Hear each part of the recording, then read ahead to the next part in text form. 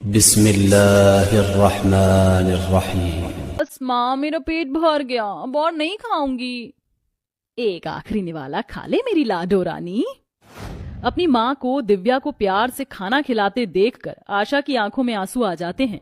तभी सुधा चिल्लाती है, अरे ओ एरोटा, हम दोनों माँ बेटी को घूर घूर के क्यों देख रही है? नजर लगाएगी क्या? और ये सिलाई मशीन क्यों रोक दी? चल जल्दी जल्दी हाथ चला, आज तुझे एक रोटी भी नहीं दूंगी। आखिर क्यों माँ होकर सुधा अपनी बेटी पर इस तरह से जुल्म ढा रही है? असल में सुधा आशा की सौतेली माँ है।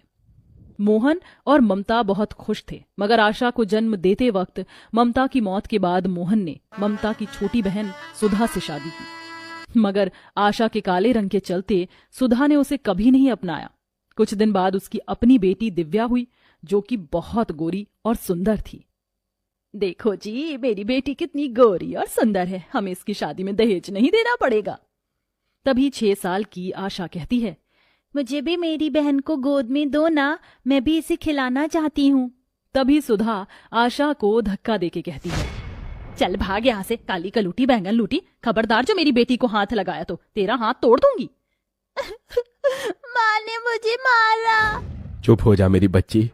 अपनी जिस बेटी के लिए मोहन ने सुधा से दूसरी शादी की, उसके साथ ऐसा फर्क देखकर वह जी ना पाया और अपने गलत फैसले का बोझ लिए इस दुनिया से चला गया।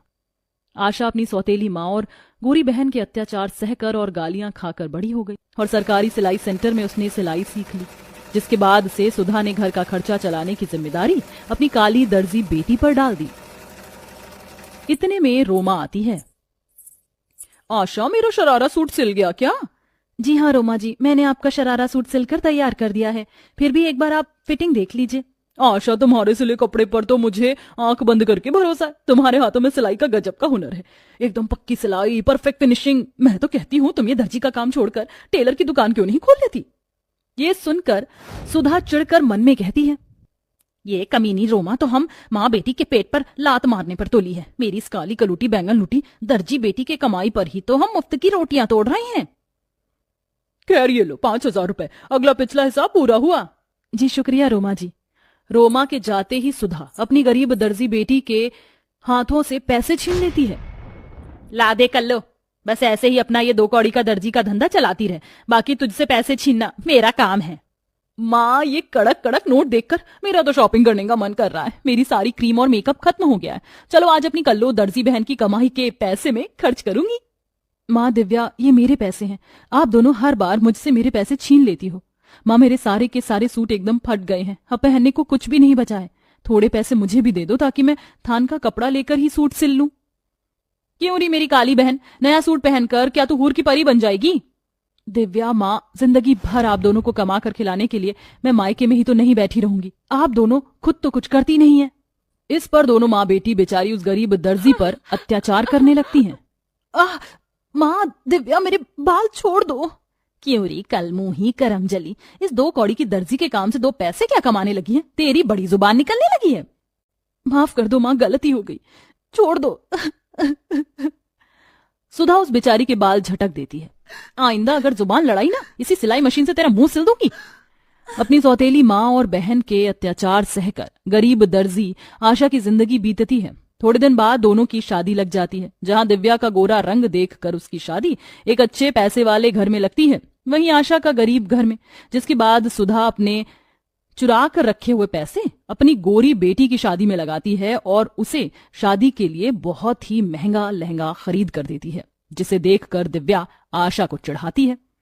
देख देख मेरी काली बहन, मेरा ब्राइडल लहंगा कितना सुंदर है, इसे पहनकर मैं शादी में बहुत सुंदर लगूंगी, जस्ट लुकिंग लाइक अ वाव। माँ, तुमने मेरी शादी के लिए लहंगा नहीं खरीदा? हाँ हाँ, अरे ओ एरोटा, तूने अपनी शक्ल देखी है? जा जाकर सड़क पर भीख मांगकर खरीद ले लहंगा।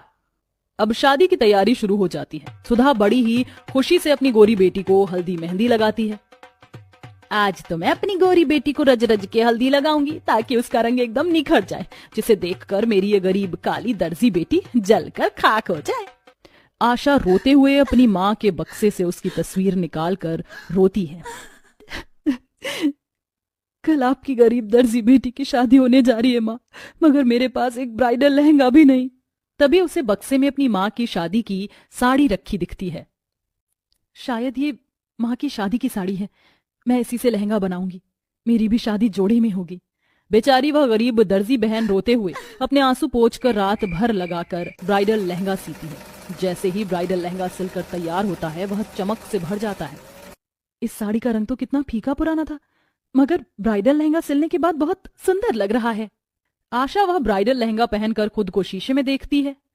यह जोड़ा कितना सुंदर लग रहा है, काश कि इस ब्राइडल लहंगे के साथ मेरे पास शादी के जेवर होते।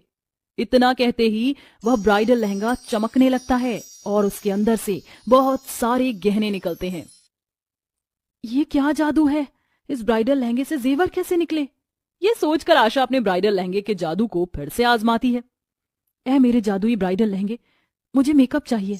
एक बार फिर से जादुई ब्राइडल लहंगा चमकने लगता है और उससे मेकअप निकलता है। तभी लहंगे में से आवाज आती है, आशा डरो नहीं, दरअसल में एक जादुई साड़ी था। तुमने मुझे लहंगा सीकर मेरी अहमियत बढ़ाई है, इसलिए आज से मेरा जादू तुम्हारा। तुम जो भी मांगोगी मैं तुम्हें दूंगा। तुम्हारा बहुत बहुत शुक्रिया जादुई ब्राइडल लहंगे। आशा अपने जादुई ब्राइडल लहंगे को बक्से में रख देती है, मगर अगले दिन दिव्या उसके कमरे में आती है। तभी बक्से में से जादुई ब्राइडल लहंगे के चमकने के कारण गलती से वह ब्राइडल लहंगा उसकी गोरी बहन के हाथ पड़ जाता है। इस कल्लो के पास इतना सुंदर ब्राइडल लहंगा कहां से आया? अब तो इसे मैं पहनूंगी और इस जल कोकड़ी को खूब जलाऊंगी। दिव्या उस जादुई ब्राइडल लहंगे को पहनकर खुद को शीशे में देखकर घमंड से कहती है, इस ब्राइडल लहंगे में मैं दुनिया की सबसे खूबसूरत दुल्हन लग रही हूं, और कहां वो कोयला खदान। तभी अचानक से दिव्या काली हो जाती है और खुद को देखकर चिल्ला पड़ती है, मेरा चेहरा। तभी आशा और सुधा वहां आते हैं। अरे क्या हुआ दिव्या? राम है, अरे गटर में गिरकर आ रही है, इतनी काली कैसे हो गई तू? दिव्या, तुमने मेरा ब्राइडल लहंगा पहना? दिव्या सारी बात बताती है। समझ गई तुम, जल्दी से ये लहंगा उतारकर मुझे दो। थोड़ी देर में आशा वह लहंगा पहनकर सज कर आती है। आशा जल्दी से कुछ करो, आज मेरी शादी है, इस काले रंग के चलते कहीं मेरी शादी ना टूट जाए। ऐ मेरे जादुई ब्राइडल लहंगे, मेरी बहन को गोरा कर दो। तभी जादुई ब्राइडल लहंगे से दिव्या पहले की तरह हो जाती है। वहीं आशा का काला रंग भी गोरा हो जाता है, वो बहुत सुंदर हो जाती है। आशा तुम एक बहुत अच्छी इंसान हो, इसलिए मैं ये सुंदरता तुम्हें देता हूँ। आशा बेटी मुझे माफ कर दे, हम दोनों माँ बेटी ने तेरे साथ कितना गलत किया, मगर आज तूने अपनी बहन की शादी टूटने से बचा ली। आशा दीदी मुझे भी माफ कर दो, मैं हमेशा अपने गोरे रंग का घमंड करती रही, मगर आज पल भर के लिए मेरा रंग काला क्या हुआ? मैंने अपना आत्मविश्वास ही खो दिया। आज मुझे एहसास हुआ कि जब हम आपको आपके काले रंग के लिए कोसते थे तो आपके दिल पर क्या बीतती होगी। आशा अपनी बहन के गले लग जाती है, जिसके बाद सुधा दोनों काली गोरी बेटियों की विदाई कर देती है।